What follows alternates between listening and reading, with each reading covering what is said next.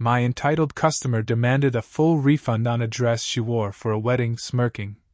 I only needed it for one night, so I shouldn't have to pay for it. When I refused, she threw a tantrum, screaming, "The customer is always right. You'll be fired for this." Her smug look disappeared when the manager walked over and said, "Actually, you're now banned from every store location, and security will be escorting you out." This happened when I was working retail at a boutique clothing store in downtown Chicago. It was one of those higher-end places that sold evening gowns, cocktail dresses, and semi-formal outfits for events like galas, fundraisers, and weddings. Most of our regulars were nice, wealthy, sure, but respectful. And then sometimes we'd get people like her. It was a slow Tuesday afternoon. I was restocking some displays near the register when the front door swung open and in walked a woman I'd never seen before. She had the walk and face of someone who had decided long ago that she was better than everyone else in the room. Sunglasses on indoors. Hair curled perfectly.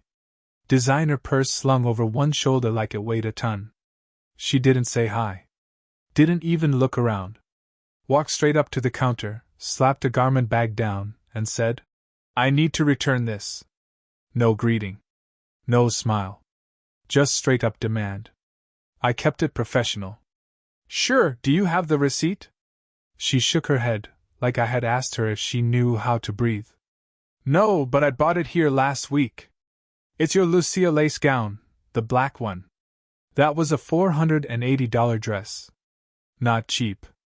I unzipped the garment bag and there it was, one of our best sellers. From far away, it looked fine. But I work here. I know how a brand new dress should look. This one wasn't new anymore. The lace on the sleeves had been stretched. There was faint perfume, floral, too strong. There were slight creases in the fabric like someone had been sitting in it. And when I looked closer at the hem, I saw a smear of what looked like foundation or bronzer. You could miss it if you weren't trained to notice these things. But I noticed. I looked up. "It's a beautiful dress, but this has been worn." She didn't even blink. "Yeah. I wore it to my cousin's wedding. It was perfect." I was quiet for a second. I wanted to be sure I heard her right. "So, you wore it already?" "Yeah," she said, laughing a little. "But just once. I shouldn't have to pay full price for something I only needed for one night." I explained, as nicely as I could, that our return policy didn't allow worn items to be returned. Especially formal wear. This wasn't Target. She didn't care. She leaned in. "That's ridiculous. The dress is basically new. You can just steam it and resell it. Nobody would know." I told her again calmly that we couldn't do that. Then she smiled. A wide, smug smile that made my skin crawl. "Oh, honey," she said, "the customer is always right. You have to take it back. And if you don't, you'll be fired." That got my blood pressure up. I've worked retail long enough to know that phrase is a red flag. The customer is not always right, especially when they're trying to scam you. I stayed polite but firm. "Ma'am, I'm sorry, but I cannot process this return. The dress was worn, and our policy is clear." That's when she snapped. Full meltdown mode. Raised voice. Arms flailing. She started shouting at me in the middle of the store, saying I was incompetent, that I was ruining her day, that I was just a cashier, and had no power. The store wasn't busy, but there were 2 other customers browsing nearby. They stopped and stared. One of them pulled out her phone. I didn't blame her. This lady was loud. She kept yelling. "You're going to regret this. I'm going to call corporate. I know people. You'll lose your job by the end of the day." That's when my manager Susan walked out from the back. Susan is a legend. She's one of those bosses who has your back if you do your job right. Tall, silver-haired, always wears heels that make this click-clack sound on the tiles so you know she's coming. She came up behind me and said, calm as anything, "Is there a problem here?" The woman spun around, instantly changed her tone like she was trying to flip a switch. "Yes. Your employee is being incredibly rude." I just want to return this dress, and she's refusing. Susan looked at the dress. Didn't touch it. Just looked. Then she looked the woman dead in the eyes and said, "Ma'am, this dress has been worn. You admitted it. We don't accept returns on worn merchandise." The woman's smile vanished.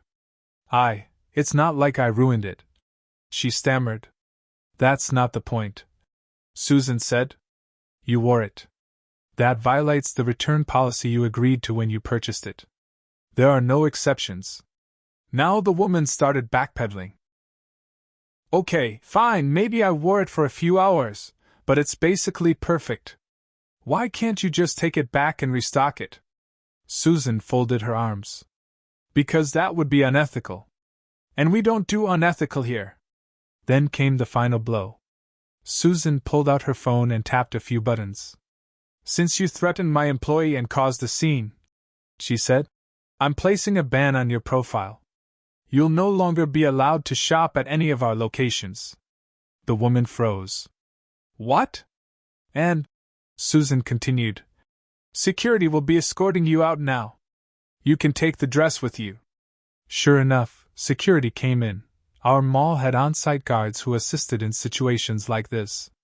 The woman screamed and shouted the whole way out, calling us names, swearing, throwing one last tantrum that echoed through the building. When the doors closed behind her, the store went quiet again. Susan looked at me. "You okay?" I nodded. "Yeah." She smiled. "You handled that exactly right. Thank you." The customers who had been watching came up afterward and said things like, "You guys were so professional," and "That was insane." One even bought a dress as a kind of thanks for the show. I kept thinking about that woman, though. She walked in so sure she could get away with it. Like she had done this before and it had worked. That smile she gave me? That was the smile of someone who thought she was smarter than everyone else. And it was so satisfying to see it drop from her face the moment she realized she wasn't going to win. She left with a dress she didn't want to keep and no refund. And a ban from every store in our chain. I've got more to say, but I'll stop here for now. Let me know if you want the rest. It didn't end there. A few days passed. I thought that was the end of it. Just another entitled customer meltdown filed away in my retail horror memory bank. But then, something strange started happening. On Friday, around noon, a call came through the store line. I picked it up like usual. "Thank you for calling Everline Boutique, this is Marcy speaking." Silence for a second. Then a deep, fake cheerful voice. "Hi, I'm calling to speak with a manager regarding an employee complaint. It's quite serious." I transferred it to Susan without thinking too much about it. But when she came out of the office after the call, she looked different. Not panicked, but tense. Focused. She pulled me aside. "That call was from corporate." I blinked. "Really?" "Yeah. Someone filed a complaint. Said you cursed at them, refused service, and called them names." I felt like I'd been slapped. "What?" "I know you didn't. I watched the whole thing happen. But she's trying to escalate it. She filed under an anonymous name, but the timing, it's her. I'm sure of it." I felt heat rising in my face. I couldn't believe she'd go that far. It wasn't enough to throw a tantrum. Now she was trying to mess with my job? Susan was calm. "Don't worry." I wrote up a full incident report, added security footage timestamps, and flagged the customer's prior behavior. But be prepared. People like her don't give up easy. She was right. The next morning, someone left a 1-star review on our Google page. Then another. Then 3 more. All back to back. All saying different versions of the same lie. Rude staff. Treated me like dirt. Manager was aggressive. Employee cursed at me. Do not shop here. Horrible customer service. All fake. All planted.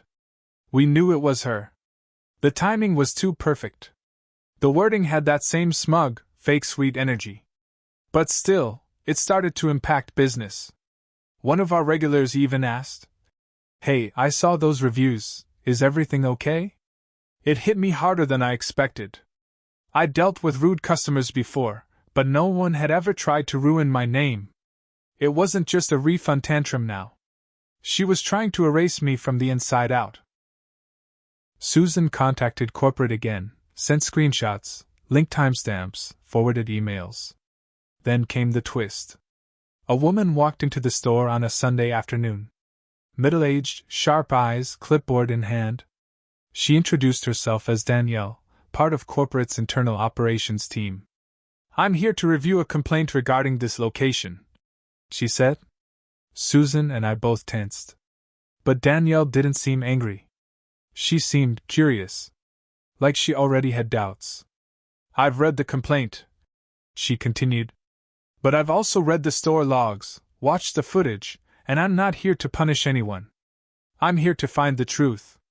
She stayed in the store for 2 hours. Watched footage. Asked questions. Took notes. I explained everything. The dress. The return demand. The tantrum. The threats. When I got to the part about the false reviews, Danielle nodded slowly. "That's what I thought. We traced the complaint. The IP matches a blocked customer from last week. She's done this before. Same scam. Different stores." My jaw dropped. "Wait, this is like a thing she does?" Danielle looked tired. "She's been flagged 3 times in the last year. 2 California stores. 1 in Arizona. She wears the dress, returns it, throws a tantrum, then tries to scare the staff. 1 store caved and gave her a refund to make her go away. It was worse than I thought. She wasn't just entitled. She was strategic. "I'll be filing a corporate-level report," Danielle said. "You did everything right. And don't worry, we're scrubbing the fake reviews with a legal takedown." I felt relief hit me like a wave. But also anger. Real, sharp anger. She'd done this to others. She thought she could keep doing it.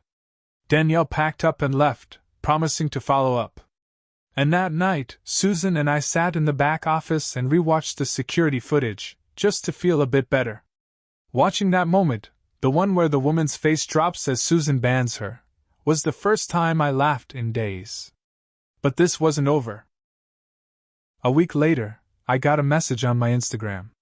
From @RealSamanthaBliss message, "You made a big mistake, sweetheart." Smiley face. She found me. When I saw the DM, my stomach dropped. I didn't even follow her. I never gave out my full name at work. I had no idea how she found my personal Instagram. Maybe from LinkedIn. Maybe from one of those shady data brokers. But there it was. A smug little threat wrapped in a smiley face. "You made a big mistake, sweetheart." Smiley face. I didn't respond. I blocked her right away. Then I made my profile private, deleted my last name, and scrubbed everything I could. I thought that would be enough. 2 days later, someone called my apartment. Not the store, my apartment. The building manager left me a voicemail. "Hi, Marcy, just wanted to let you know someone came by asking for you this morning. Said they were a family friend. I didn't let them up, don't worry. But just thought you should know." I called back in a panic. Asked what she looked like. He said. Blonde, well-dressed, had sunglasses on. Sounded annoyed I wouldn't let her in. It was her. Had to be. Now I was scared. I went to the police and filed a report. Stalking, harassment. Gave them everything I had, screenshots, call logs, the store's incident report, even the voicemail. They took it seriously, thankfully. Told me to document everything, to keep my doors locked, and that I might want to stay with a friend for a bit. I did. I moved in with my cousin Jen for a few weeks. She lived across town, way out in the suburbs, gated complex. I felt safer there, but it messed with me. I couldn't sleep well. I was constantly checking windows, watching the street. Every white SUV that passed made my chest tighten. Then one night, Jen and I were watching TV when her Ring doorbell pinged. Motion at the front door. She opened the app. We both froze. A woman in a baseball cap and hoodie was standing just off the porch, looking up at the camera. She didn't ring the bell. Just stood there for a few seconds. Then turned and walked away. Couldn't see her face. But I knew. Jen called the police right away. They came, reviewed the footage. Said they'd increase patrols. That they'd flag any suspicious vehicles. But unless she came back and did something illegal, there wasn't much they could do. The fear turned into anger. I felt like I was trapped in a story that didn't belong to me. All because I said no to a refund. All because I followed store policy. But then, something shifted. A detective from the Chicago PD called a week later. Said he'd been assigned my case. Said he had something interesting. He explained that the woman, Samantha Bliss, real name, was already under investigation for fraud. Apparently, she wasn't just scamming retail stores. She'd been caught renting expensive dresses, jewelry, and even designer handbags under fake names, using burner emails and prepaid cards, then filing fake disputes to get her money back. One luxury rental company had already sued her. Another had hired a private investigator. She'd moved from state to state, targeting upscale areas, pulling the same scam. Weddings, parties, fundraisers, she'd show up in borrowed glamour, return it ruined, and vanish before the charge hit. But this time, she went too far. The PI had traced her to Illinois. And when the detective heard about my police report, when he saw my footage, my screenshots, the store reports, he realized it all connected. "We believe she's escalating," he told me. "You're not the first. But you might be the one who helps us stop her." They asked me to give a full statement. I did. I gave everything: Susan's manager logs, Danielle's internal memo from corporate, even the surveillance footage timestamps. Then, about 3 weeks later, I got a call. They arrested her. She'd been caught trying to return a dress she wore to a charity gala in Evanston. Same act. Same lines. But this time, the store manager had been tipped off. Police showed up before she even got her refund spiel out. Turns out she had warrants in 2 other states. Fraud. Identity theft. Harassment. But it didn't feel over. The day I found out she was arrested, someone tagged me in a comment on a random boutique's Instagram page. At Marcy Ruins Lives, it was a fake account. No posts, no followers. Just one message. "Thought you could hide behind the law, smiley face. I'm not done." I reported it, blocked it, and logged off. But I couldn't shake the feeling that even behind bars, she still thought she could win. I thought it would end with her arrest. It didn't. Even with her in jail awaiting trial, the fake accounts didn't stop. New usernames popped up every few days. All of them variations of the same message: threats, taunts, creepy emojis, vague mentions of people I knew or places I had worked. The cops told me it was probably someone doing it on her behalf. Maybe a friend, maybe someone she manipulated. That scared me even more. She had people willing to continue her little war while she was behind bars. Then one night, while staying late at the store to help Susan prep for a seasonal event, I made a mistake. I was tired. My guard was down. I posted a quick photo to my story, just a picture of our store's front window, showing off the new dress display. I tagged the store like I always did. And within an hour, someone sent a DM to the store's Instagram account. "Still working late, Marcy? Beautiful window. Would be a shame if someone broke it." That was it. I froze. My stomach turned. I realized right then, this wasn't going to stop. Not unless I ended it myself. I didn't tell Susan. I didn't tell the cops. Not right away. Instead, I did some digging. The detective had mentioned she used prepaid cards and burner accounts. What he didn't mention, but I found online, was that she also used freelance forums to find people to create fake reviews, and sometimes paid teenagers through shady cash apps to do errands for her. She was smart, but sloppy. And arrogant. I remembered one of the fake reviews had used a phrase she said in the store. You can just steam it and restock it. Weird phrasing. Specific. So I replied to one of the newer troll accounts. I played along. I said I regretted what happened. I said I wanted to talk. I made it sound like I was scared, confused, maybe even guilty. I got a response. It wasn't her. But it was someone who claimed to represent her. We chatted. I played dumb. I offered to meet. Just to talk. I said I'd bring the dress, that maybe we could make it right. I set the location at a public place, a cafe near the park. Lots of cameras. Neutral ground. Then I forwarded everything to the detective. They set up a sting. The person who showed up was a 19-year-old kid. Nervous. Fidgety. Holding a phone. He was being fed messages. The cops swooped in, got his phone, traced it. Guess whose voice messages they found? Samantha. Still coaching her friends from jail. Still orchestrating harassment like she was running a business. But now, she was officially tampering with a witness and engaging in criminal intimidation while already facing fraud charges. The court didn't like that. She got denied bail permanently. Her sentence went from maybe a few years to over a decade.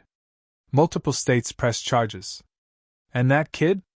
He flipped on her fast. Told everything. But I wasn't done yet. I filed a civil lawsuit. Defamation. Emotional distress. Harassment. It wasn't just about money. It was about making sure she felt the full weight of everything she tried to do. She tried to take my job. She tried to ruin my name. She stalked me. Threatened me. Sent people to my door. Hunted me online like I was prey. All over a dress. A stupid black lace dress she wore to a wedding she probably wasn't even invited to. The court ruled in my favor. She owed me damages, court fees, and therapy costs. She'd never be allowed near me again. And even though I'll probably never see the full money, I didn't care. Because I won. Not just in court. Not just legally. I beat her game. I outplayed her. I ended it. There are still days I look over my shoulder. Still nights I double-check the locks. She got in my head, deeper than I like to admit. But when I see myself now, back at work, laughing with Susan, surrounded by coworkers who stood with me, I know she didn't win. She lost. And she'll sit in that cell knowing she didn't just fail her scam. She picked the wrong person.